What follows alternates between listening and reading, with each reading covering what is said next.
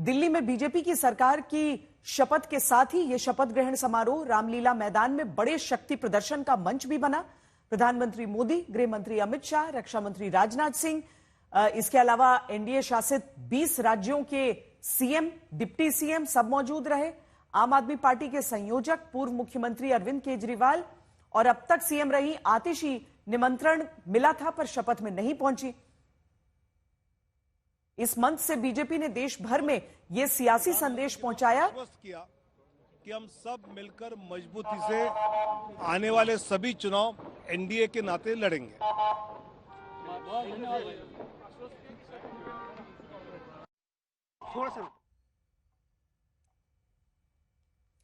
तो इस की सरकार की वापसी हुई है, आपको मंत्री पद दिया गया है, क्या प्राथमिकताएं रहेंगी? देखिए, प्रधानमंत्री जी की गारंटियां जो हमने लोगों के समक्ष विधानसभा चुनाव के दौरान रखी थी, उनको प्रधानमंत्री जी की गारंटियों को पूरा करना, उन गारंटियों को हर हाल में पूरा करना, उसके लिए जी तोड़ मेहनत करना, यही प्राथमिकता है। आपको लगता है कि जो 12 साल जिस तरह से आरोप प्रत्यारोप चले, केंद्र सरकार के साथ टकराव हुआ, वो दौर समाप्त होने के बाद दिल्ली को नया विकास मिलेगा? देखिए, विकसित भारत बनना है तो उसकी राजधानी भी विकसित होनी होगी। विकसित भारत की विकसित दिल्ली, विकसित राजधानी बनाने का संकल्प लेकर हम चले हैं, हम उसे पूरा करेंगे। थैंक यू भाई साहब। आशीष सर, बस 1 मिनट। तो एक एक करके नेता जो निकल रहे हैं एनडीए की बैठक से बाहर, उन सब की ये बातें आप सुन रहे हैं। कुमार कुणाल हमारे साथ जुड़े हुए हैं। कुणाल एक एक करके उन नेताओं से बातचीत भी कर रहे हैं, बड़ा संदेश, बड़ा संकेत देने की कोशिश भी।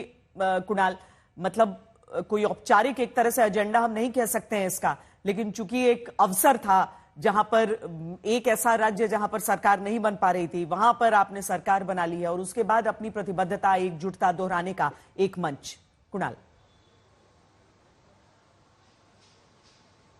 बिल्कुल श्वेता, क्योंकि सरकार नहीं बन रही थी, ये तो बिल्कुल बात थी ही दिल्ली में कि 27 साल से सरकार नहीं बन रही थी, लेकिन दिल्ली देश की राजधानी भी है। कुणाल, आप बोलिएगा अपनी बात आगे, लेकिन हम ये तस्वीरें सचिवालय के भीतर की दिखा रहे हैं जहां पर रेखा गुप्ता आपको दिख रही हैं, उनके साथ बीजेपी प्रदेश अध्यक्ष आपको दिख रहे हैं, पीछे मनजिंदर सिरसा दिख रहे हैं, साथ में विजयंत पांडा दिख रहे हैं जो कि दिल्ली का प्रभार जिनके ऊपर रहा। पहली बार सचिवालय पहुंची हैं वो। पहली बार इसलिए भी हम कह रहे हैं क्योंकि विधायक इससे पहले बनी नहीं थी, वो पहली बार विधायक बनी है और विधायक बनने के साथ ही पहली बार मुख्यमंत्री भी बन गई है। वहां पर जो पूरा स्टाफ है, जो बाकी नेता हैं, सब उनका स्वागत कर रहे हैं। एक दिन के भीतर किस तरीके से पूरा संसार बदल जाता है, ये तस्वीर उसकी भी है। कुणाल। बिल्कुल, रेखा गुप्ता को मैं, हालांकि चूंकि एमसीडी भी बहुत लंबे अरसे तक मैंने कवर किया, तो वहां तो जानता था कि रेखा गुप्ता एक अच्छा काउंसलर और वहां पर बहुत दमदार व्यक्तित्व के साथ वो काम करती थी, लेकिन कल तक कोई कह नहीं सकता था कि हाँ, रेखा गुप्ता मुख्यमंत्री बनेंगी।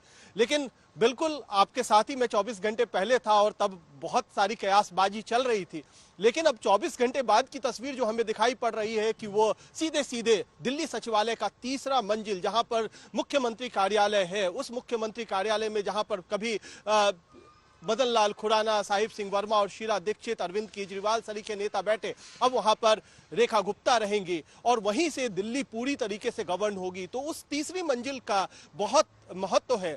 तो ये 3 बार पार्षद जरूर रही, लेकिन उस 3री मंजिल का जो सफर है वो अपने आप में नायाब है रेखा गुप्ता के लिए और उनसे बहुत सारी उम्मीदें हैं। न सिर्फ पार्टी को उम्मीद है, बल्कि दिल्ली वालों को काफी उम्मीद है कि वो इस तरीके से जो आज का सफर शुरू हुआ है रेखा गुप्ता का, वो नई नई मंजिलों पर जाएगा, दिल्ली को नई बुलंदियों तक पहुंचाएगा और साथ ही साथ पार्टी को भी उम्मीद है। इसीलिए ये जो मौका था ना, इसी बहाने उन्होंने तमाम एनडीए के घटक दलों को भी जोड़ा कि रेखा गुप्ता का शपथ ग्रहण होगा, उनकी कैबिनेट का शपथ ग्रहण होगा, उसके बाद लंच पर प्रधानमंत्री सभी नेताओं से मिले और ये भी बात हुई कि अब एनडीए और मजबूती के साथ पूरे देश में चुनाव लड़ेगा और जहां जहां भी सरकार बनाने की बात होगी वहां पर जाकर के सरकार का गठन भी करेगा। तो ये रेखा गुप्ता के लिए एक बड़ा सफर, बड़ी उनकी छलांग, लेकिन साथ ही साथ उनके कंधों पर एक बहुत महत्वपूर्ण जिम्मेदारी भी देश की राजधानी को चलाने के लिए, यमुना को साफ करने के लिए, दिल्ली के इंफ्रास्ट्रक्चर को